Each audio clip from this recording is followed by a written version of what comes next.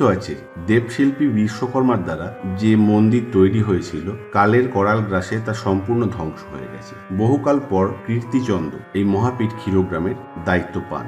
আর বর্তমানে যে মূর্তি দেখে আমরা কৃতার্থ হই তা সেই মনমোহিনী যোগাদ্দা মূর্তিটি তৈরি করেছিলেন দাঁইহাটের সুপ্রসিদ্ধ শিল্পী নবীনচন্দ্র ভাস্কর মহাশয়। এই মূর্তি তৈরির ব্যাপারেও এক অলৌকিক ঘটনা শোনা যায়, যা খানিকটা জগন্নাথ দেবের মূর্তি তৈরির ঘটনার মতো। নবীন ভাস্কর একবার মূর্তি তৈরি করতে করতে হঠাৎ অদৃশ্য হয়ে যান, অর্থাৎ তাকে খুঁজে পাওয়া যায় না। রাজা বিভিন্নভাবে চেষ্টা করেও নবীন ভাস্করকে খুঁজে পান না। তখনও মূর্তি অসমাপ্ত।